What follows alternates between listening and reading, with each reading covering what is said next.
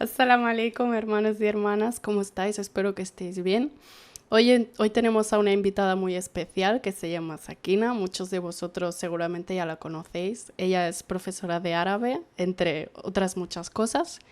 Y vamos a tener una conversación sobre un poquito sobre el rol de la mujer, sobre la lengua árabe y el matrimonio.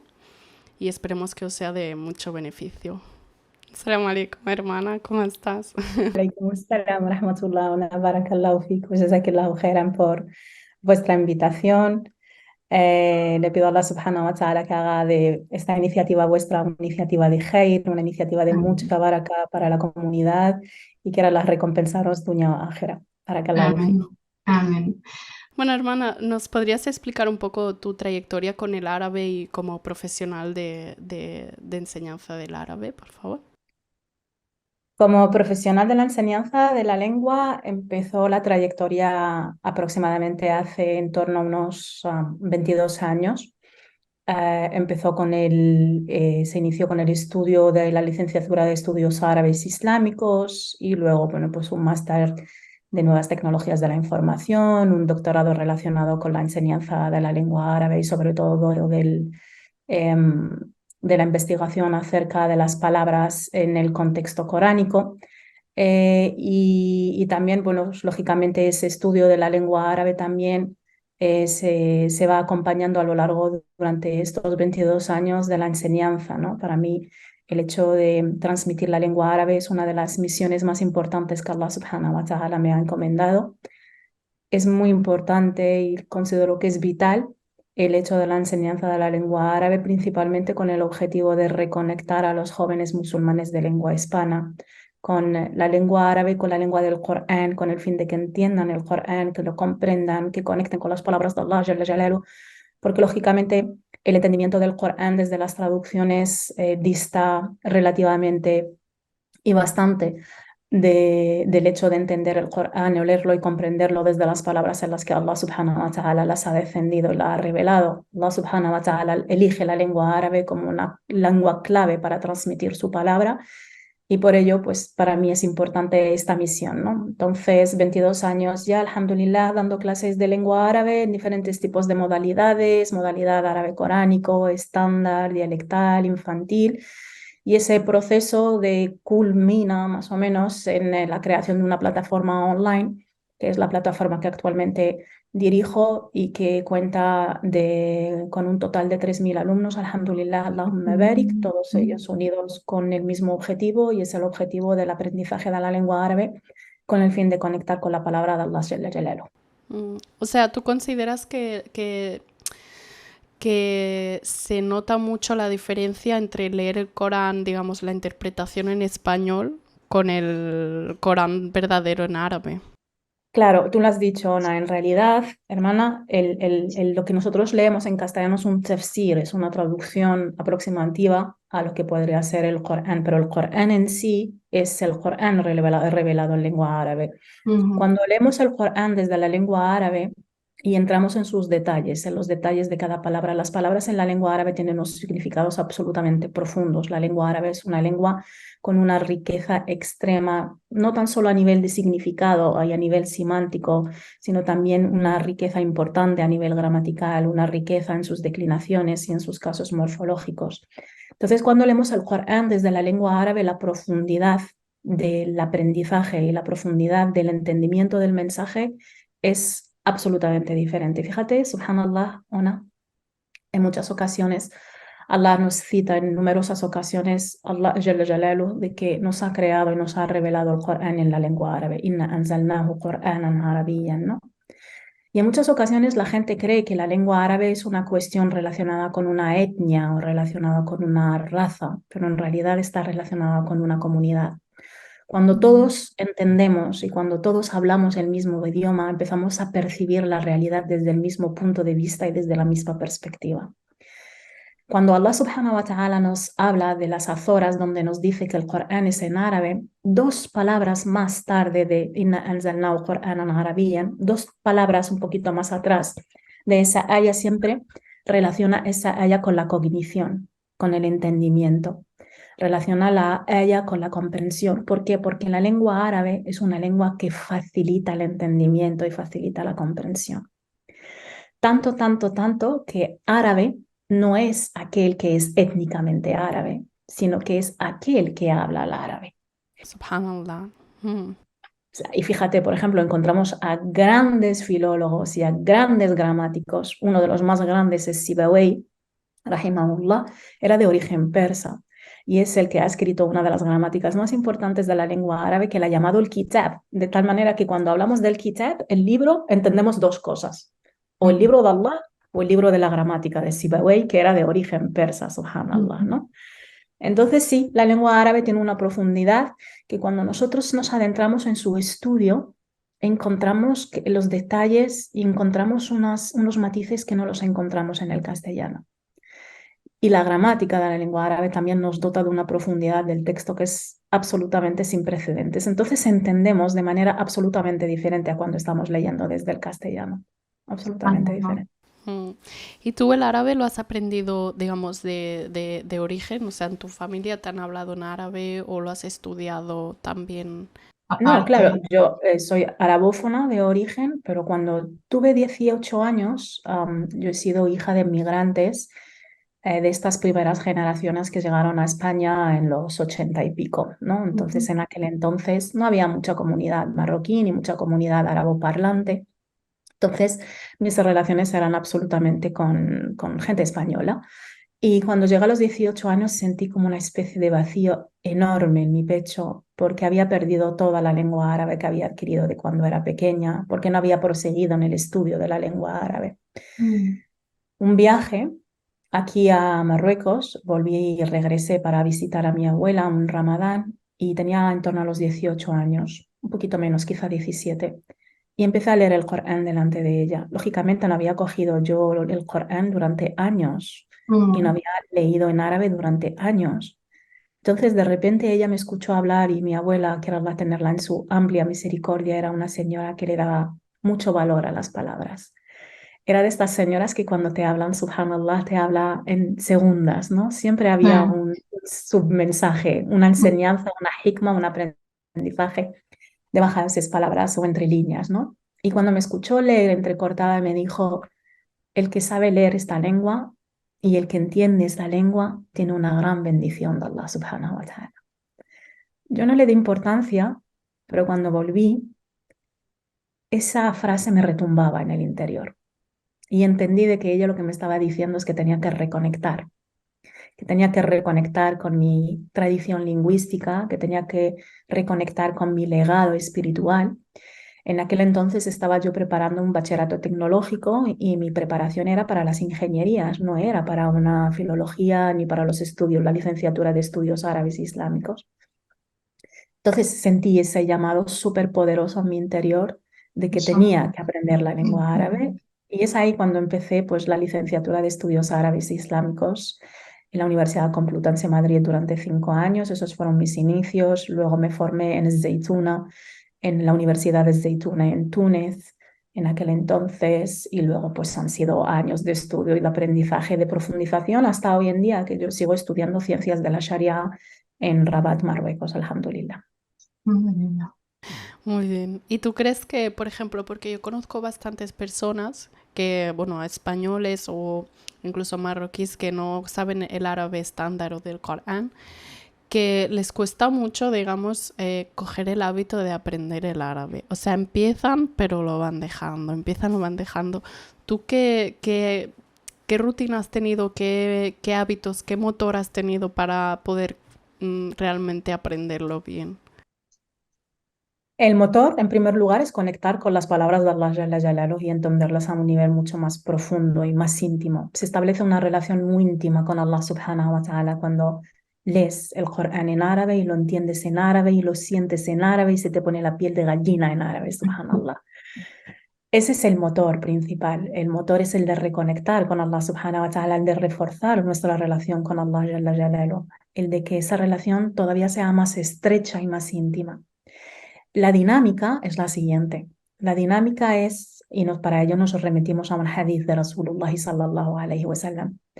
Rasulullah sallallahu alayhi wa sallam nos da un tip como muy poderoso para que nosotros nos mantengamos.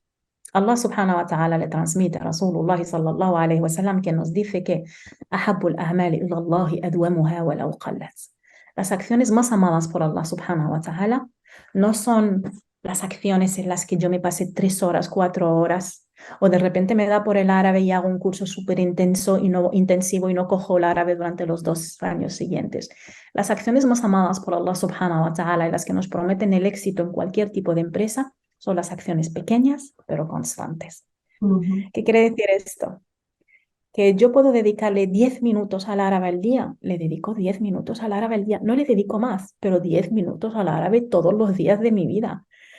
Encuentro pequeños espacios, claro, esos Claro, momentos de reflexión. Si en 10 minutos me da tiempo para leer 5 palabras, Allahumma barik, mashallah, dentro de una semana, dentro de un mes, esos 10 minutos me van a dar para 20 palabras. Y dentro de 6 meses, esos 10 minutos me van a dar incluso para 40 y 50 palabras. claro, En 10 minutos puedo adquirir un pequeño aprendizaje de la gramática. Al siguiente día lo refuerzo. 10 minutos para escribir al principio me van a dar para escribir una línea súper fea, quizás a nivel gráfico, pero para Allah tiene un impacto mayor, un impacto maravilloso. Dentro de 6 meses me va a dar para escribir textos en 10 minutos. Entonces, ese es el tip básico y muy conectado con la tradición profética. Acciones pequeñas, pero constantes en el tiempo y quiera Allah facilitarnos a todos. Amén. Amén. ¿Nos podrías explicar algún concepto así para los que no sabemos árabe que sea como básico para entender alguna idea sobre el Islam que sea, o sea, que sea muy diferente en español? Fíjate, mira, te voy a poner un ejemplo que es como muy visual y que es un ejemplo que yo suelo utilizar mucho en mis clases y con mis compañeras y con los estudiantes de árabe, porque se ve claramente la naturaleza de la lengua árabe a través de este ejemplo. Entonces, con este ejemplo vamos a entender cómo funciona la lengua árabe y cómo se conecta con el Islam. Por ejemplo, en la lengua árabe todas las palabras tienen una raíz, ¿vale? Y las raíces están formadas por 3 letras, ¿vale? Por ejemplo, la raíz de la palabra corazón es qalb y su raíz es qaf, lam, ba. Qaf, lam, ba. Son las 3 letras más importantes de la palabra qalb. Bien. Si nosotros nos vamos a la raíz de esa palabra, qa, la, ba, y buscamos esta palabra que significa esta raíz en la lengua árabe, vamos a encontrar que la palabra esta raíz significa voltear, tornar, cambiar. Y de repente uno dice, ¿qué tiene que ver tornar, voltear, cambiar con corazón? Ujú. Y aquí encontramos y nos vamos al Corán y nos vamos a la Sunna para encontrar la razón de esto. Se le llama qalb, se le llama corazón, porque se voltea y se torna de un estado a otro. Nuestro corazón, subhanallah, no es constante. Nuestro corazón no se mantiene en la misma emoción ni en el mismo significado. Un día podemos amar y otro día no amamos.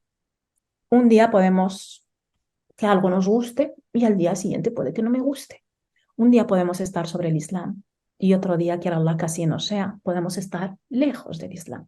Quiera Allah mantenernos firmes en este credo y en esta religión y en esta espiritualidad. Amén. Y de repente esta es la raíz etimológica de la palabra. Y de repente vemos que en el Corán y en la Sunna encontramos razones de este voltear.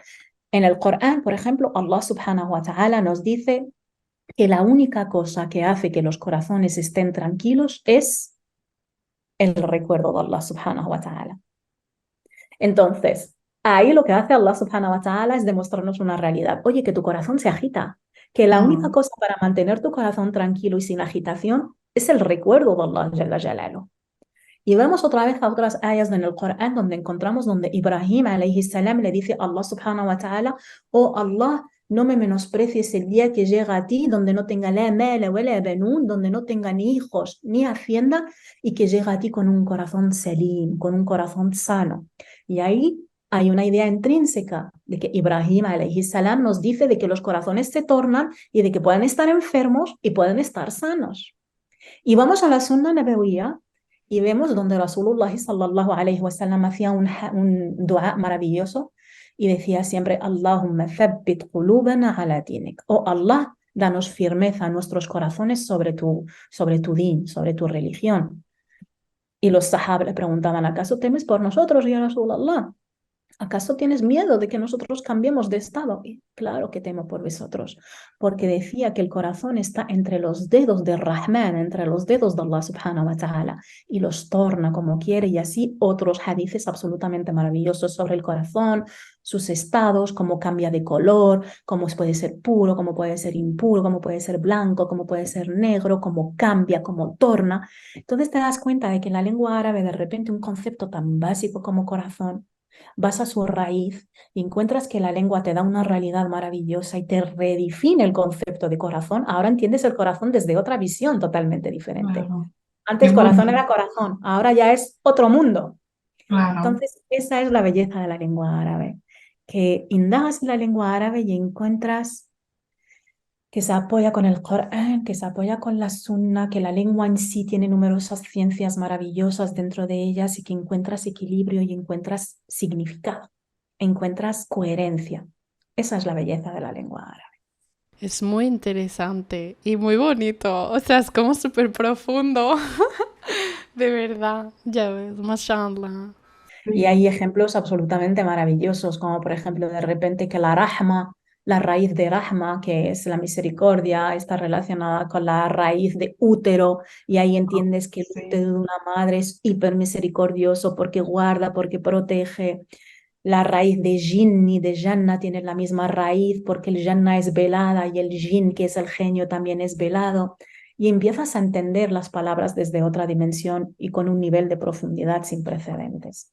Claro, parece como, o sea, entendiendo esto, parece súper necesario y crucial aprender el árabe para comprender bien el mensaje del Islam, ¿no? Y porque las traducciones pueden ser muy engañosas. Claro. Porque en muchas ocasiones hay palabras, por ejemplo, la palabra siervo en árabe. En muchos Coranes la palabra siervo la ponen en todos los sitios igual, pero subhanallah, es que siervo, hay diferentes nociones de siervo. Está el siervo que aquel que se somete a Allah subhanahu wa ta'ala voluntariamente. Está el siervo que está sometido a Allah subhanahu wa ta'ala, pero no desde la conciencia. Y esos Ujú. pequeños detalles Claro. están vislumbrados y claros. Date cuenta que, que la lengua árabe tiene como tiene una cantidad de palabras que es muy amplia. Ujú. O sea, creo que la lengua castellana tiene como unos 80.000 palabras, términos, y la lengua árabe tiene como unos 500.000. Entonces, Vale. imagínate la riqueza, Claro. imagínate la riqueza, sí. Claro, y luego la limitación a la hora de traducir De también. traducir, eso es. O sea, por ejemplo, la palabra espada o la palabra león o la palabra fuego, la palabra amor, puedes encontrar que tiene 50 sinónimos. Y la cuestión es que en el Islam, en la lengua árabe, perdón, la sinonimia no es perfecta. Entre un detalle y otro, entre un sinónimo y otro hay un matiz. Ujú. Ujú. Entonces no es una sinonimia exacta como podría ser en el castellano. Por eso, quizás muchas veces las traducciones se quedan un poco escasas, pero le pedimos a Allah subhanahu wa ta'ala que recompense la labor de todas las personas que intentan aún así transmitir el mensaje de Allah subhanahu wa ta'ala en la medida de sus posibilidades y limitaciones. Ah, sí. Amén. Y, o sea, por ejemplo, nos has comentado este concepto del corazón. ¿Hay alguna palabra en árabe que a ti te encante, como que, no sé, que tenga un significado muy profundo para ti, muy especial? La palabra abd, siervo, tiene para mí un significado hiper profundo. La palabra abd en la lengua árabe se puede definir y se puede traducir por dos conceptos, siervo y esclavo. Esta palabra en árabe, una sola palabra, tiene dos plurales. La palabra abd tiene dos plurales, tiene el plural de ibad y tiene el plural de abid, son dos plurales diferentes. La palabra de ibad aparece en el Corán en 5 ocasiones, perdón, la palabra abid en el Corán aparece en 5 ocasiones. Y la palabra ibad aparece en 90 y pico ocasiones. Mm. La palabra abid, la que aparece en 5 ocasiones, está relacionada con el concepto del castigo. Ujú. La otra palabra tiene otra concepción totalmente diferente. Cuando llegamos a los Coranes en español, la traducen como siervos, ¿vale? La distinción está en esto, que aquella que aparece 5 ocasiones, Abid, son aquellos quienes todos estamos sometidos a Allah subhanahu wa ta'ala. Todo el ser humano está sometido a Allah subhanahu wa ta'ala. Nuestra vida está en sus manos, nuestra riqueza, nuestra pobreza, nuestra salud, nuestra fuerza, nuestro sustento están en manos de Allah subhanahu wa ta'ala. La distinción entre unos y otros es la siguiente, es que mientras que los abid son aquellos que están sometidos a Allah subhanahu wa ta'ala y ni siquiera quieren reconocer la magnificencia y la majestuosidad y la divinidad de Allah subhanahu wa ta'ala, está el ibad, que son los que saben que su vida depende de Allah subhanahu wa ta'ala, que están sometidos a Allah subhanahu wa ta'ala, pero desde la conciencia del sometimiento.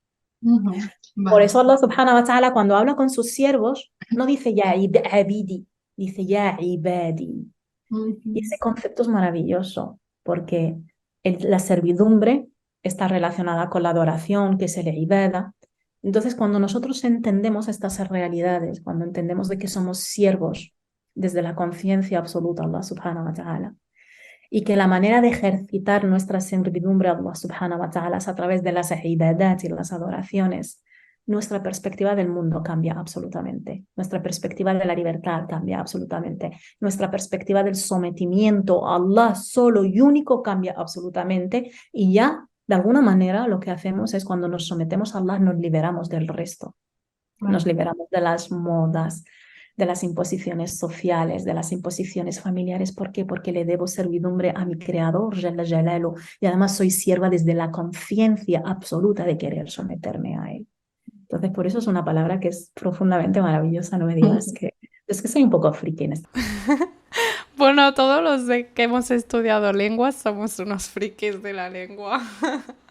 Eso es así. Comentabas que, o sea, con esto que me has dicho de esta palabra, entiendo que, por ejemplo, hay mucha gente que cuando lee el Corán en español, que no son musulmanes, que no han profundizado en todo lo que hay detrás, ¿no? Muchas veces lo ven como muy, como que lo entienden como muy negativo, como muy de castigo, muy de que somos, bueno, así, esclavos ahí, como, ¿sabes? Algo muy negativo. Y creo que es por el simple hecho este que me dices de según la traducción que cojan, que no se puede profundizar en la... Pues eso, ¿no? Porque yo, por ejemplo, tengo, bueno, familiares o amigos o lo que sea, que se han leído el Corán para intentar entender por qué soy musulmana, ¿sabes? Pero no lo han, por ejemplo, yo lo capté muy bonito. Yo la primera vez que abrí el Corán y era una traducción en español, y la verdad que hoy en día me leo esa traducción y no, ¿sabes? He visto de mejores, pero mi corazón como que se encogió, empecé a llorar un montón. Pero en cambio otras personas como que lo ven muy ¿cómo se llama? Sangriento, muy negativo, muy de castigo, muy, ¿sabes? Y no sé si es por el simple hecho de la lengua o... No, no es una cuestión de lengua, no es una cuestión de traducción, es una cuestión de corazones. De que Allah te lo abra o no, ¿no? Claro, de que Allah subhanahu wa ta'ala elige a quienes quiere guiar. Claro. Y de que cuando insufla en ti la fe, en tu corazón, cuando insufla en tu corazón el deseo de precipitarte hacia Él, abres el Corán y puede que la otra persona abra el mismo Corán que tú, pero como tú tienes esa luz en tu corazón y deseas ese reencuentro con Allah subhanahu wa ta'ala, te va a emocionar.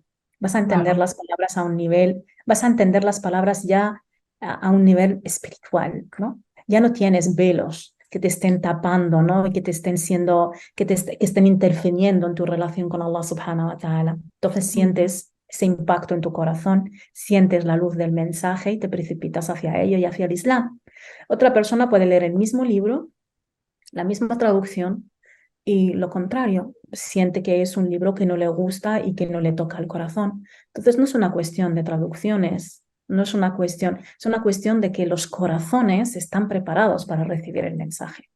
Claro, porque en verdad en árabe también sería lo mismo, ¿no? Leyendo el Claro, Corán en porque árabe. hay muchos araboparlantes que no son musulmanes y aún así Ya, leyendo el Corán no se convierten al Islam o no regresan al Islam. claro. Entonces, el mensaje tiene un impacto sobre el corazón de la persona a la que Allah Jalla Jalaluhu quiere guiar y a esa persona que quiere acercarse a Allah subhanahu wa ta'ala, quiere regresar hacia él. Hay un hadith que a mí me emociona siempre profundamente de Rasulullah sallallahu alayhi wa sallam. Transmite este hadith que es un hadith qudsi. Y los hadiths qudsi son como directamente palabras de Allah Jalla Jalaluhu. ¿Bien? Ujú. Y en este hadith qudsi, Allah subhanahu wa ta'ala le dice y transmite Rasulullah sallallahu alayhi wa sallam que aquel que se acerca a mí andando, yo me acercaré a él, hacia él corriendo, ¿no? Y aquel que me cita interior, yo me le citaré en mi interior, y aquel que me cita en un grupo de personas, yo le citaré en un grupo de personas, ¿no? Y esta parte de aquel que viene hacia mí andando, ati ilayhi harwalan, yo voy hacia él corriendo, voy hacia él precipitado, es maravilloso. Esa está ahí la relación, ahí está la clave del mensaje Claro. de que tú Ujú. quieres acercarte a Allah subhanahu wa ta'ala y Él insufla el imán en tu corazón para que puedas entender ese mensaje de la mejor y las más bellas maneras posibles.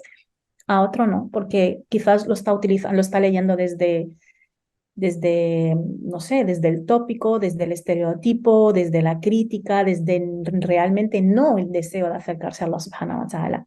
El otro día vi un vídeo de un hermano, subhanallah, que había sido como un militante de la extrema derecha y, y súper contrario del Islam y de los musulmanes y había cogido el libro, subhanallah, del Corán, solo y únicamente por saber.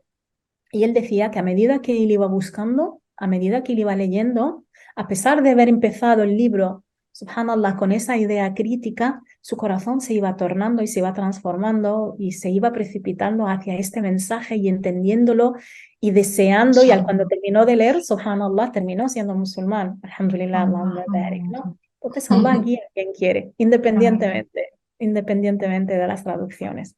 Pero claro. sí es verdad que para tener una relación mucho más profunda y entenderlo en su contexto y utilizar el estudio de la lengua árabe como una adoración, yo lo concibí como tal, es una adoración. De hecho, cuando nosotros entramos en clase, se lo digo claramente a las hermanas, estamos en espacio de adoración. Estamos en un Mm. momento en el que nosotros nos conectamos con Allah subhanahu wa ta'ala y recordad que por cada letra leída en el Corán hay 10 hasanats. Así que imaginaros, ajabat, subhanallah, cuando lleguemos ante Allah subhanahu wa ta'ala con cientos y cientos de letras detrás nuestra y cada una equivale a 10 hasanat y que las hemos hecho con la honestidad y la sinceridad absoluta, con el deseo de complacer a Allah Jalla Jalaluhu. Y ese es Mm. mi objetivo de la lengua árabe. Algunas veces me preguntaron, ¿cuál es tu sueño? Y yo dije, mi sueño es que cuando llegue ante Allah subhanahu wa ta'ala encontré todas esas letras que enseñé a las personas y que sean testigo de que, subhanallah, nos hemos unido por su causa y de que haya hasanat ahí. Por eso me hace tan feliz saber de que alguien ha empezado a leer el Corán, de que ya está indagando, ver a hermanas, por ejemplo, que empezaron conmigo y ya están haciendo análisis gramatical y traducción de aforas coránicas. Es una maravilla. Alhamdulillah, Allahumma barik, que Allah me ha Alhamdulillah. aceptado a mí. Vale. Em, vale, seguimos. Quería comentarte sobre un tema que, o sea, cada vez más hay más hermanas de Europa que están muy preocupadas con la educación de sus hijos en el colegio y todo eso. Y están barajando mucho la idea de emigrar a países musulmanes, porque aquí no se puede educar desde casa.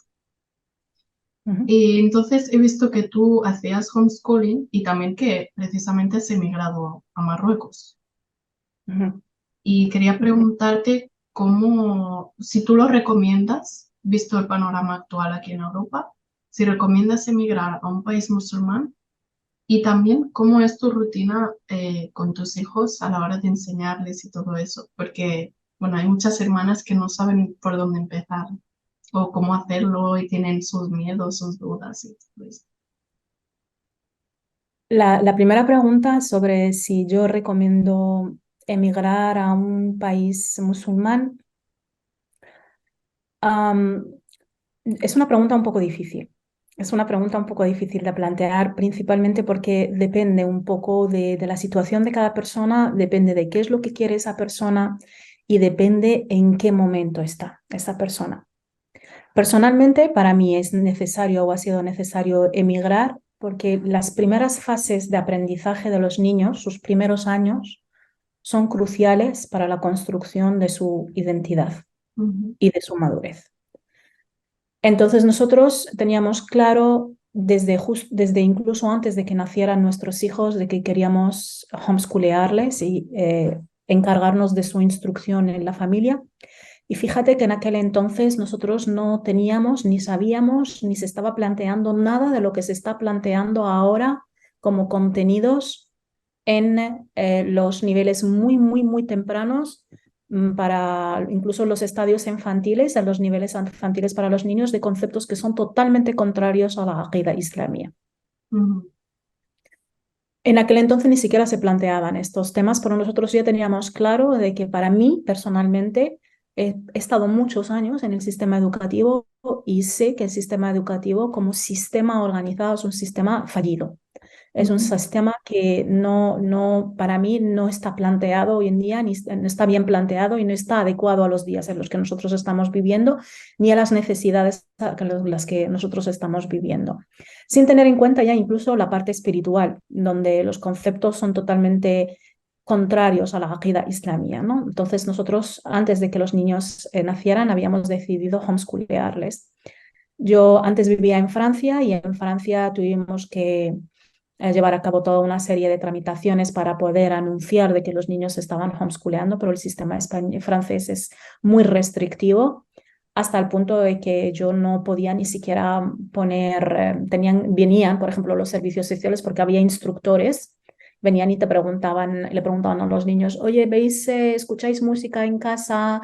¿Hacéis cumpleaños o no? Veían si la casa tenía imágenes o no tenían imágenes. Entonces yo en esa fase ni siquiera, subhanallah, instruía a mis hijos islámicamente, ni siquiera les transmitía ni siquiera el Corán para evitar problemas con los servicios sociales. subhanallah. Entonces eran muy pequeños y bueno, pues simplemente eran transmisión de conceptos muy básicos.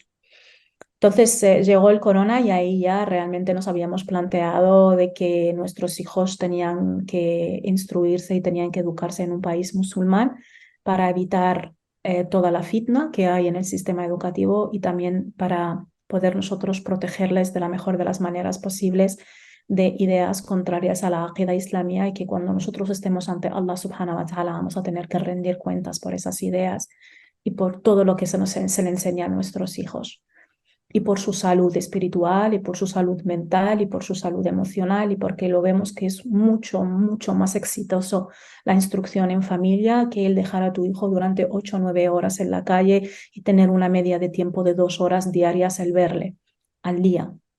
Ujú, Para mí no es sano, no es natural. Nuestros hijos, cada uno, cada ser humano entiende y aprende y comprende y concibe el aprendizaje de una manera y para mí, por ejemplo, yo soy consciente ahora mismo de que mi hijo pequeño no aprende como mi hijo mayor y de que mi hijo mayor no aprende como mi hija mediana ni mi hija mediana como los demás, porque cada uno tiene sus propias especificidades. Entonces, para nosotros ha sido desde el inicio muy importante respetar su manera de aprender y respetar también y protegerles de las ideas que son foráneas y que son incorrectas y que son desviadas y que son contrarias a nuestro din.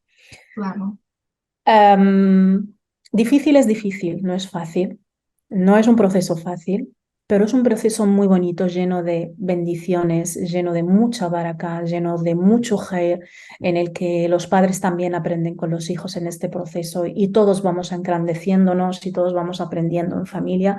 Entonces es un proceso bastante bonito.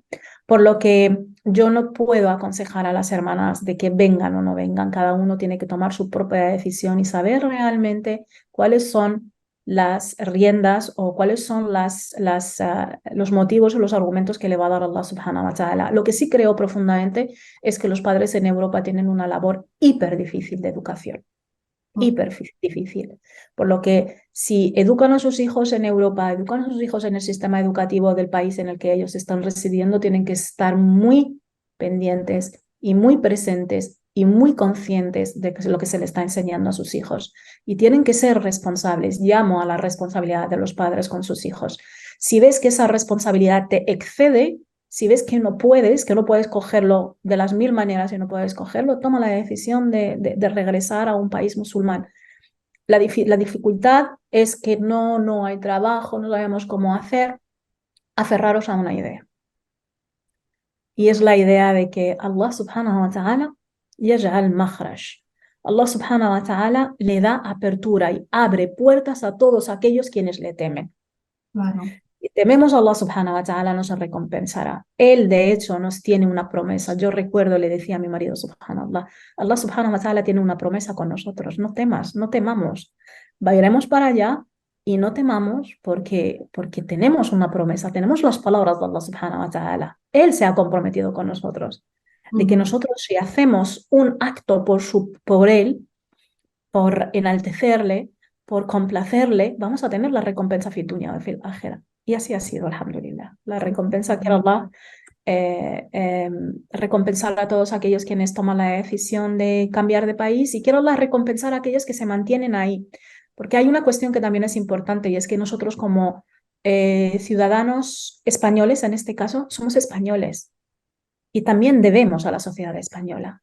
Y el hecho también de coger y decir me voy porque no puedo soportar esto, es un acto de valentía, pero también es un acto de decir no me mantengo aquí porque es que no tengo otra opción, ¿sabes? Pero puedo mantenerme aquí, puedo seguir trabajando y puedo seguir velando por la educación de mis hijos y puedo seguir manteniéndome férrea en mis principios islámicos y puedo aportar a la sociedad española desde mis capacidades como muslima, ¿sabes? Y aportar khair en esa sociedad y aportar da'wah y aportar divulgación y aportar mensaje, ¿sabes? Eso también se Claro. puede hacer. Entonces, por eso no puedo decirte que la decisión, si yo aconsejo la decisión o no. Ahora, en los estadios en los que los niños son muy pequeños, yo no hubiera podido gestionarlo de otra manera. Por eso he preferido venirme.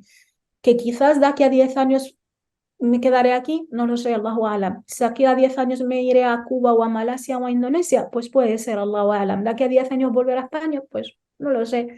Pero por ahora, la base de la educación tiene que ser una base de educación en un contexto protegido. Y como España no deja homeschoolear, prefiero venirme aquí para homeschoolear a mis hijos. Claro, claro. Sí, sí. Está muy difícil el tema ahora aquí. Sí, sin duda. Es duro, no es fácil y creo que va a ir la dificultad a más, porque Mm. forma parte de un plan y forma parte, estos son los estadios de un proceso que cada vez iba a ir siendo más duro para los musulmanes. Entonces le pedimos a Allah subhanahu wa ta'ala que nos facilite allá donde vayamos y que tomemos la decisión que tomemos sea una decisión que esté alineada con la complacencia de Allah Jalla Jalaluhu. Eso es lo Mm. importante. Mm. Ujú. Amén, ya Rab. Hermana, vamos a pasar al tema de la mujer y del matrimonio. Y bueno, principalmente te voy a preguntar una pregunta así bastante. ¿Cuál es nuestro rol como mujeres? ¿Qué espera Dios de nosotras? O sea, yo sé que Dios espera de todos que lo adoremos a Él, pero de las mujeres en concreto, ¿qué espera? ¿Qué quiere de nosotras? ¿Cuál es nuestro rol? Yo creo que sería fácil decir nuestro rol, en realidad son roles, en plural Bueno, y amplio, sí, sin en un duda. plural muy, muy amplio. Lo maravilloso, alhamdulillah, hermana, de esta espiritualidad y de este din, es que Allah subhanahu wa ta'ala nos recompensa incluso cuando dormimos. Si nosotros dormimos con la idea de duermo para descansar, para mañana levantarme a mi fajr y levantarme a enfrentar mi día y adorar a Allah subhanahu wa ta'ala, tengo recompensa en el sueño. Si yo como con la intención de ser una muslima sana y vigorosa para poder atender a Allah subhanahu wa ta'ala en otros roles de mi vida, tengo incluso, subhanallah, incluso por la comida una recompensa. Lo que quiere decir que nuestra vida en sí y todos los roles que puede implicar los roles de una mujer, todos serán roles en los que nosotros podemos adorar y servir a Allah Jalla Jalaluhu. Como madre tenemos rol y tenemos recompensa. Como esposa tenemos un rol y tenemos la recompensa. Como hijas tenemos el rol y tenemos la recompensa. Como entes sociales tenemos el rol y tenemos la recompensa. Por lo que yo creo e insto a cada una de las hermanas que coja boli y que coja papel y que diga cuáles son las diferentes dimensiones en mi vida y cuáles son los roles más importantes de mi vida. Mi primer rol y el más importante, mi rol como ábida, como sierva, mi relación de Allah subhanahu wa ta'ala. ¿Vale? Mi segundo rol, mi rol como esposa, qué debo, cómo debo, qué le debo a mi esposo, qué derechos les estoy dando, qué obligaciones él tiene conmigo. Entonces eso. Tercero, mi rol como madre. Entonces yo creo que Allah subhanahu wa ta'ala nos insta siempre a la excelencia y el ihsan en cualquiera de nuestros roles. Por lo que hay que tomar conciencia y sobre todo ma'iyatullah, la idea de que Allah subhanahu wa ta'ala está presente conmigo en todos mis roles. Cuando cocino, tomo la conciencia de que lo hago por Allah subhanahu wa ta'ala y tengo recompensa. Cuando doy clases a mis hijos, sé que estoy educando a los hijos de la umma y al futuro y tengo conciencia. Cuando le beso a mi marido y cuando estoy en una relación íntima con mi marido, sé que estoy en un proceso de sadaqa maravilloso y que estoy también teniendo recompensa. Entonces, yo creo que es muy importante que tomemos conciencia de eso, despertar a la idea de que podemos ser agentes que aportemos, siempre hablo de que podamos ser agentes de luz y de cambio. No porque nosotros tengamos ninguna luz, que no tenemos ninguna, nosotros hemos sido creados de barro y no tenemos ninguna luz, no somos ángeles. Lo único de luz que podemos aportar a este mundo es la luz que viene del Corán, que el Corán es luz y el Corán es guía. ¿Y qué es lo que podemos aportar? Luz de la tradición profética, que no deja de ser los dichos y los hechos de Rasulullah sallallahu alayhi wa sallam, una inspiración directa en praxis del Corán. Entonces, si nosotros aportamos a este mundo, desde el Corán, desde la Sunna, informar, hacer mi labor de madre de la mejor de las maneras posibles, de esposa de la mejor de las maneras posibles y esperar la recompensa de Allah subhanahu wa ta'ala, esa es la manera de tomar conciencia de que estamos siendo siervos en todas nuestras dimensiones. Tan simple como eso, tan sencillo como eso. Y ser muy vigilante con el tiempo, absolutamente vigilante con el tiempo. Cada rol darle su tiempo, cada cosa darle su derecho. Que era la fraternidad. Amén. ¿Tú consideras que, o sea, cómo consideras que debemos valorarnos como mujeres musulmanas? Porque a veces es difícil, bueno, depende de tu interior ya, ¿no? Pero muchas hermanas lo encuentran difícil valorarse como musulmanas a nivel social por el tema de trabajo, que es difícil encontrar trabajo con el hijab. Luego que hay unos patrones de belleza, la gente a veces te trata mal por el simple hecho de tu creencia religiosa, todas estas cosas. ¿Cómo tener esa fuerza y vale, me valoro como mujer musulmana tal cual soy? ¿Cómo lo podemos hacer? Qué bonita pregunta, subhanallah, y sí, es una realidad. Yo creo que tenemos que cerciorarnos de ciertas realidades y de ciertas ideas, tenerlas como estandartes en nuestra mente, nuestro espíritu, en nuestro corazón constantemente. Entender profundamente, y esto es una aya que a mí me gusta mucho, Allahumma barik, todas las ayas del Corán me gustan, pero ahora mismo me resuena. Allahu waliyyu alladhina amanu yukhrijuhum min adh-dhulumati ila an-nur. Allah subhanahu wa ta'ala es aliado de aquellos quienes creen, los saca de las oscuridades hacia la luz. El hecho de que Allah subhanahu wa ta'ala te ha elegido a ti para sacarte de las oscuridades hacia la luz del mensaje de Allah subhanahu wa ta'ala es un honor maravilloso y magnánime. Es el mayor valor que Allah subhanahu wa ta'ala te ha podido dar. El hecho de que Allah subhanahu wa ta'ala entre millones de personas, porque nosotros creemos que el Islam abunda, pero también abunda el kufr y abunda el desvío y abunda la corrupción y abunda la injusticia y abunda la oscuridad en este mundo. Pero el hecho de que Allah subhanahu wa ta'ala te ha abierto el camino, te ha elegido a ti entre millones de personas para que te postres a Él. Para que te postres a Él. es uno de los mayores honores que Allah Jalla Jalaluhu te ha podido dar. Lo que quiere decir es que hay una balanza, el valor que me da la gente o el valor que me da Allah. Claro. ¿Qué es lo importante? ¿El valor que me da la gente o el valor que me da Allah Jalla Jalaluhu? Como sierva, como ábida, como muslima, el valor que me da Allah Jalla Jalaluhu. Cuando yo complazco a Allah subhanahu wa ta'ala, esto ya no cuenta.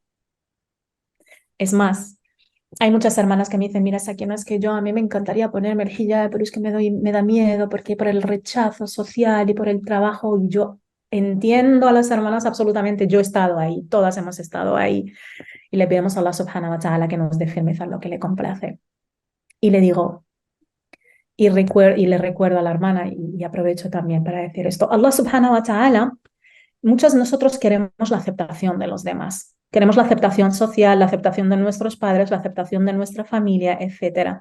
Pero ¿quién es el que infunda el amor de los demás por nosotros? Cuando Allah subhanahu wa ta'ala quiere a uno de sus siervos, esto es un hadith de Rasulullah sallallahu alayhi wa sallam, cuando Allah subhanahu wa ta'ala ama y quiere a uno de sus siervos, le dice a Ahlus Sama, que son los malaika, que son los ángeles, les dice que tenéis que querer o malaika o ángeles, quiero a una.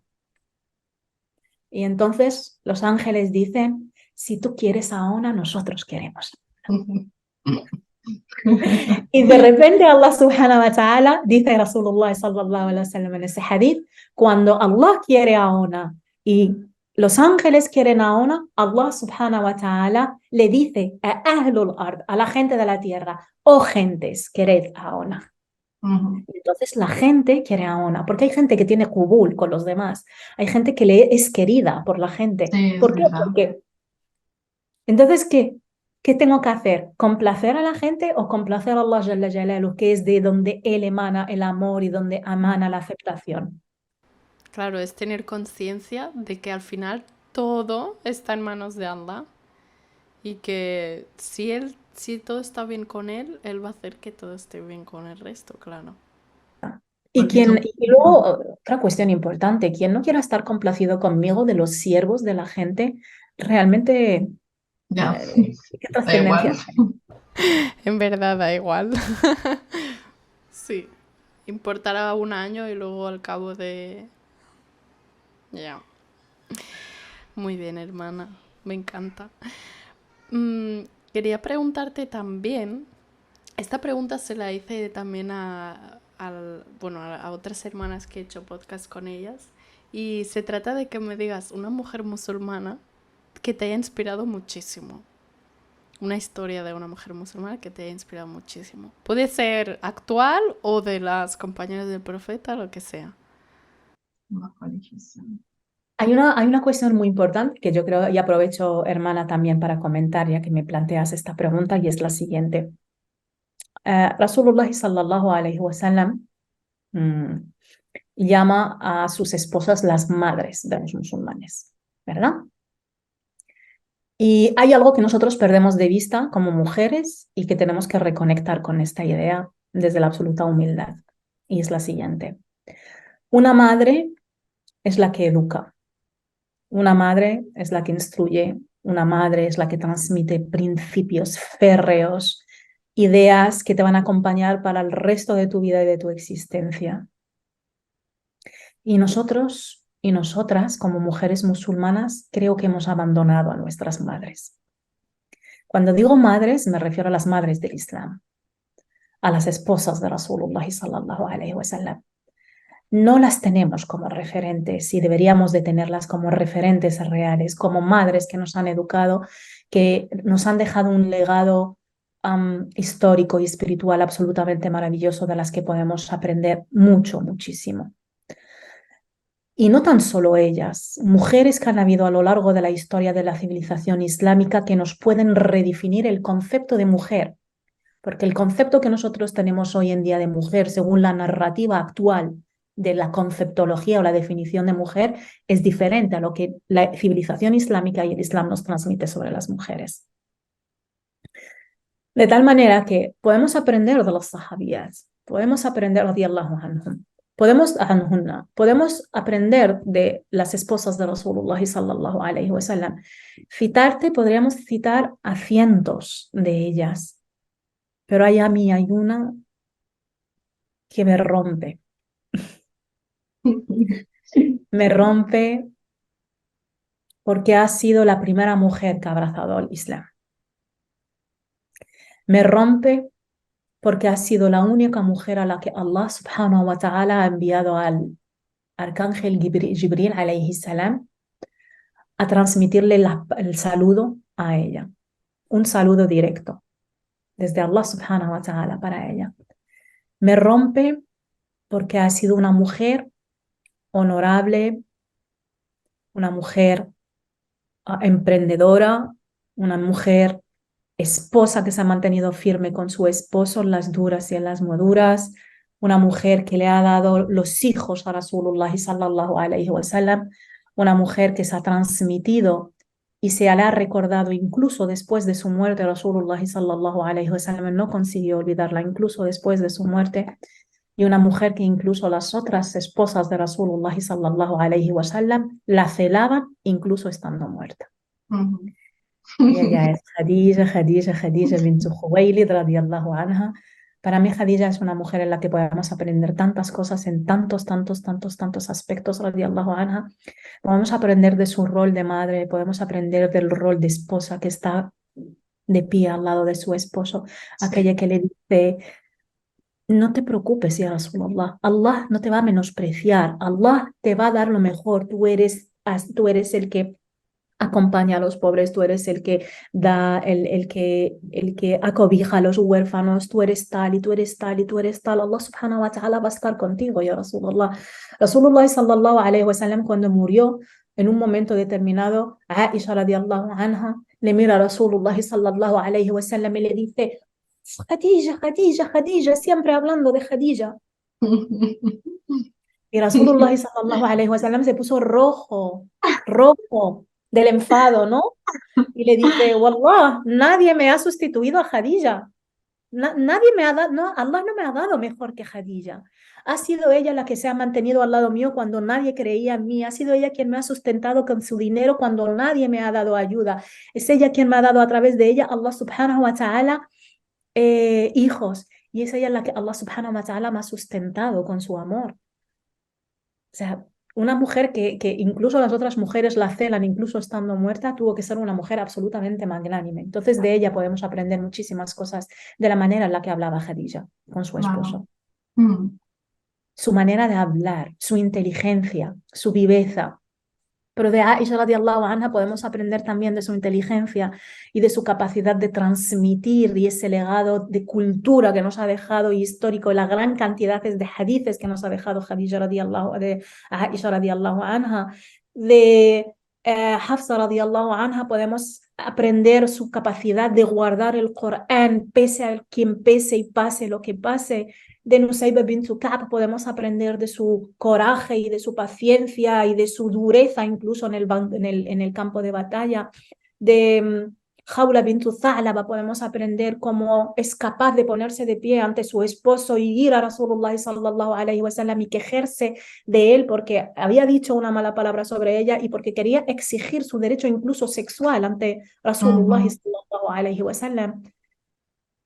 Y podemos aprender de otras, podemos aprender de Nafisa bintul Hasan y de su gran conocimiento, que incluso Ibnul Qayyim rahimahullah aprendió de ella. Podemos aprender de Zubayda bintul Aziz, que es la que invirtió dinero en crear construcciones arquitectónicas desde Irak hasta Mecca para poder dar agua a los peregrinos que estaban haciendo el Hajj en sus caminos, en las caravanas hacia ahí. Podemos aprender de Fátima al-Fihriya y de la importancia del conocimiento, la primera mujer que ha creado la primera universidad del mundo. Entonces, en el legado islámico tenemos tantas mujeres en las que inspirarnos. Maravilloso es conocerlas e inspirarse en diferentes aspectos de ellas, con el fin de fortificar nuestra personalidad. Sí, me emociona mucho, de verdad, el tema de las mujeres. No está bien, para eso hacemos podcast.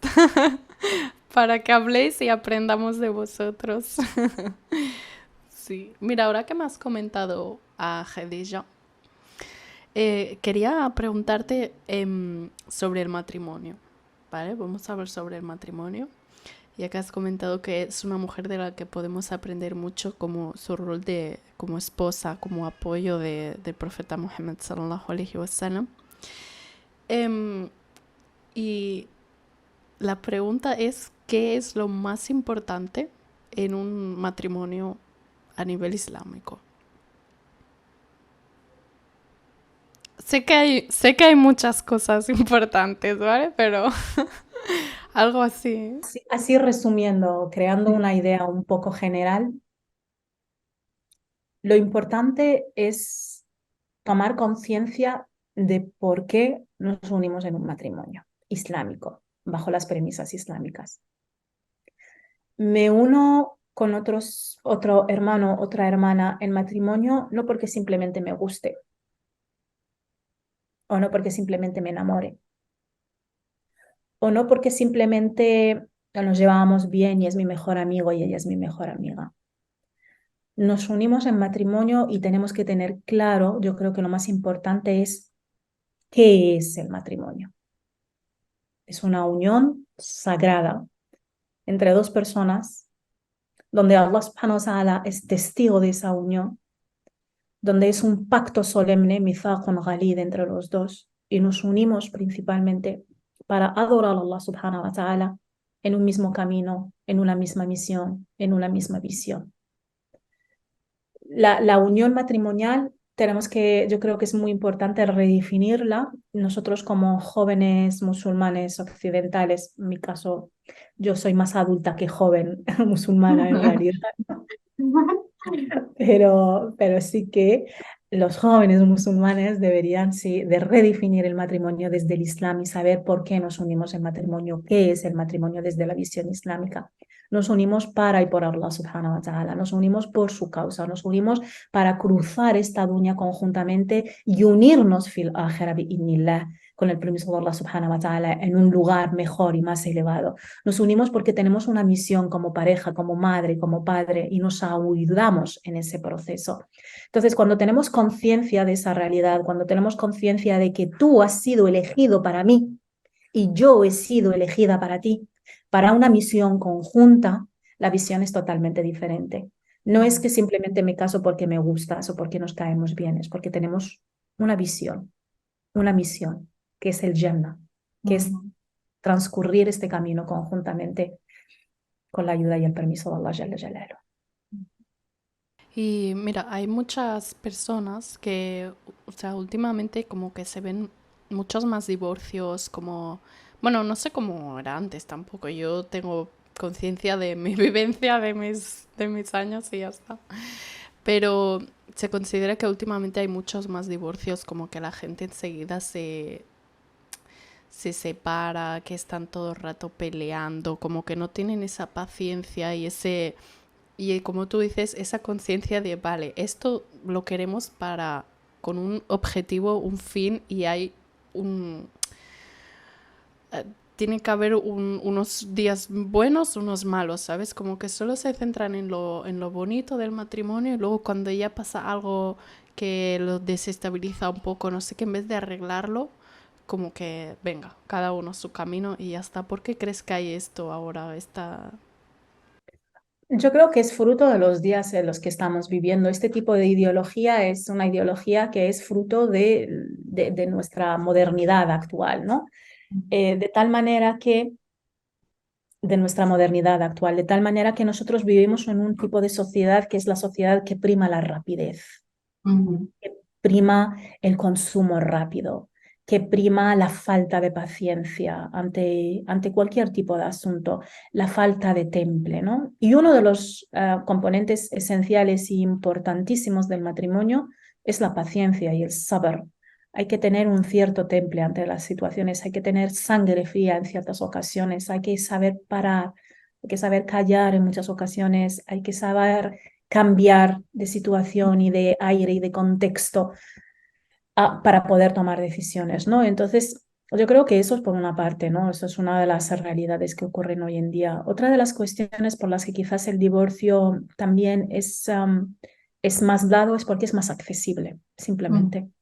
Hoy en día las mujeres en muchas ocasiones lo que una mujer o un hombre podían aguantar o podrían pacientar en otros tiempos, pues ya no se pacienta ahora simplemente porque las mujeres ya suelen tener otras salidas, los hombres suelen tener otras salidas y entonces, bueno, pues ya no se piensa tanto en mm, el matrimonio en sí. Y luego también otra cuestión, y es que en muchas ocasiones la gente cree que nos unimos por Allah subhanahu wa ta'ala solo por amor. Entonces, en el momento que una mujer o un hombre empiezan a dejar de sentir amor dentro del seno de la familia y del matrimonio, pues directamente tiran la toalla.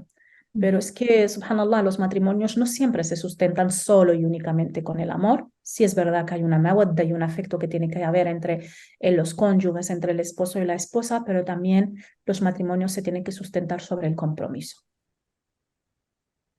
Mm. Entonces, si no hay un compromiso de la permanencia y la estabilidad y la sostenibilidad de la pareja, de la familia y de la relación, entonces no hay amor que valga, porque en el momento, porque además el amor cambia y el amor Claro. se va transformando a lo largo de los años. Mm, Entonces, tiene que haber ese compromiso férreo y esa paciencia como componentes esenciales a nivel social, no me refiero a espiritual, para que un matrimonio se mantenga. Además de la mawadda, el amor y el afecto, y la rahma, la misericordia. mm. La rahma y la misericordia, pues para buscarnos excusas, la rahma y la misericordia para perdonar, la rahma y la misericordia para mirar hacia otro lado, la rahma y la misericordia para escuchar y hacer que no escuchas y de ver y hacer que no ves. En otras muchas ocasiones es interesante aplicar la rahma en esos contextos para poder mantener la familia y la pareja. Mm. He Y la visto rahma para que, saber hablar bien también en muchas ocasiones y darle al hombre su lugar y a la mujer su lugar. claro, Claro, aquí está el tema de saber tu rol como esposo y como esposa. ¿Consideras que es importante que antes de empezar un matrimonio, o sea, antes de hacer que tú conozcas bien tus derechos como mujer, aunque no, aunque te queden muchos años por casarte o lo que sea, y los derechos de tu esposo como tal, futuro esposo? Que todos nosotros tenemos que tener una especie de formación prematrimonial antes de iniciarnos en el matrimonio, mm, basada en redefinir qué es el matrimonio, basada en saber cuáles son mis derechos y mis obligaciones, basada en saber desde el punto de vista de la jurisprudencia cómo es un matrimonio halal y qué no es un matrimonio halal, saber incluso sobre divorcio, saber cómo es una comunicación profética, saber la base de el significado y la concepción espiritual de la sexualidad dentro del matrimonio, qué es, qué implica y cómo debe de ser.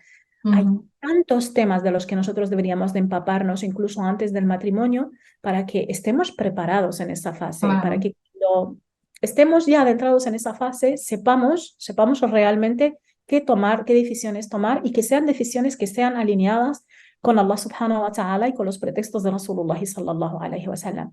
Y hacer las cosas correctamente islámicamente desde el principio, incluso desde la época prematrimonial.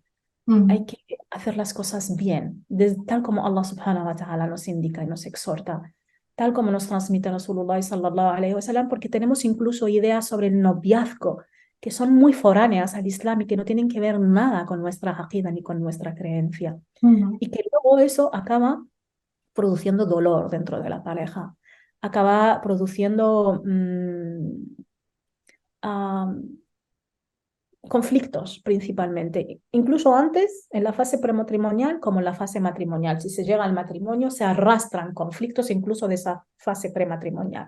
Entonces hay que empezar a hacer las cosas desde el principio con mucha conciencia y abrirse a formarse a nivel matrimonial antes del matrimonio, antes de comenzar el matrimonio, antes de introducirse en esta maravillosa fase que puede ser muy fructífera, de mucho regocijo, de mucha alegría, pero también puede ser muy, muy dolorosa en muchas ocasiones si no se mm. sabe gestionar bien. Que era facilitarnos, Jamia Añara, y hacernos de las salihat, esposas salihat, y a nuestros hermanos esposos salihin. Amén.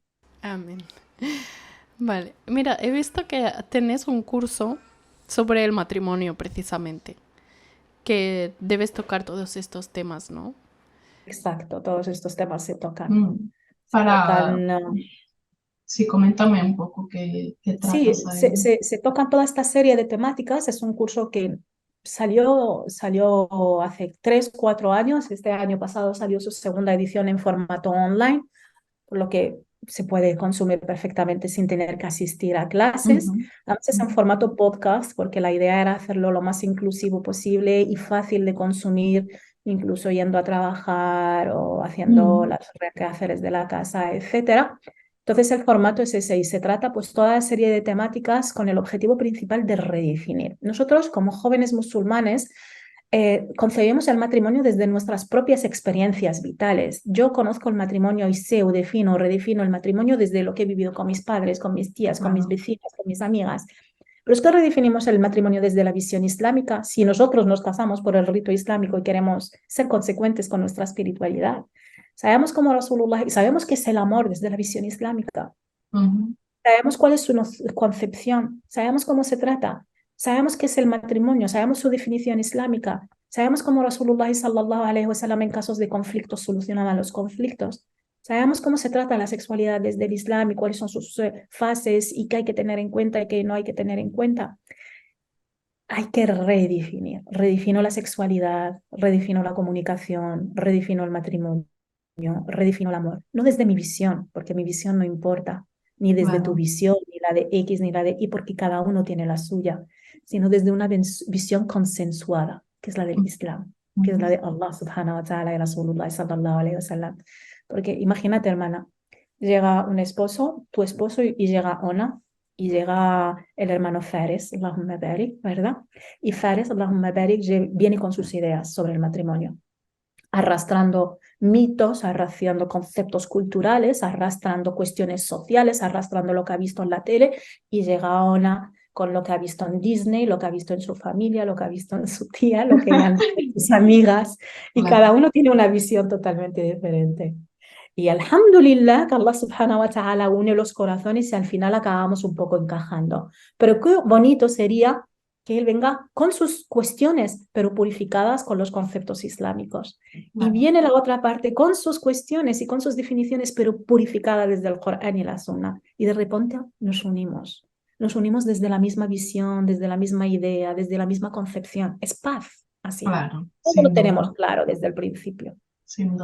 hermano, sin duda. Así que, Muy bueno, quiero la interesante este practicarnos, es curso. bonito, es un tema precioso, la verdad. Se Sí. tratan también muchos temas tabús que no se tratan en otros contextos y eso es genial, hay que hablar sobre estas temáticas. Hermana, veo que se va a acabar la reunión. Ya. Sí, hemos hablado mucho, Lamberik. Eh, Sí, ya está, lo vamos dejando ya una, ¿verdad? Creo que ya hemos tratado más o menos todo, ¿o falta sí. todavía? No, hemos tratado todo. Hasta aquí nuestro podcast. La verdad que me ha encantado hablar contigo. Estaría hablando todo el rato, aprendiendo cosas, porque transmites así de una manera mucho más, de verdad. Que Vale. Allah te ayude a continuar expresándote de esta manera, que hagas contenido y mucho éxito con tus clases de árabe. Invito a que mires su perfil, sus formaciones, su curso. Yo también lo voy a mirar y, y que tengas mucho éxito, inshallah, hermana. Muchas gracias por tu tiempo y Barakallahu. inshallah que podamos hacer otra conversación con otros temas y más contenido, inshallah.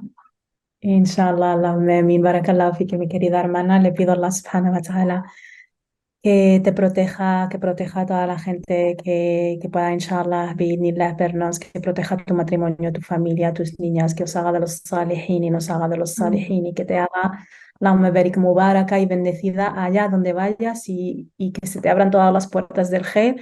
Jazakumullahu khairan también por esta iniciativa que me parece súper precisa, súper bonita. El espacio, ¿no? Y el tiempo de poder pues hablar, intercambiar, que tanta necesidad tenemos en la comunidad de poder intercambiar y hablar sobre diferentes tipos de ideas y ver diferentes tipos de perspectivas y que Allah siempre unirnos en un lugar mejor. Yo siempre termino todos mis directos, todas mis formaciones pidiendo a Allah subhanahu wa ta'ala de que haga de nuestros encuentros una prueba ante Allah subhanahu wa ta'ala a nuestro favor y no en nuestra contra. Y Amén. siempre pues le solicito a Allah subhanahu wa ta'ala de que nos preguntemos en el Jannah unos por el otro, por los otros. Así que si Allah se te concede el maravilloso, la maravillosa ni'ma de poder estar bi'idhnillah fil Jannah, pues pregunta por mí. Y inshallah, Igualmente, hermana, inshallah. ojalá que a mí esto me conceda también el honor, pues preguntaré por ti. Ojalá encontrarnos en el lugar mejor bi'idhnillah. Barakallahu fiki wa jazakillahu khairan, querida hermana. Hafidakillah. Igualmente, hermana, muchísimas Assalamu gracias. alaikum wa Salam rahmatullah. alaikum. Alaikum salam wa rahmatullah. Un abrazo.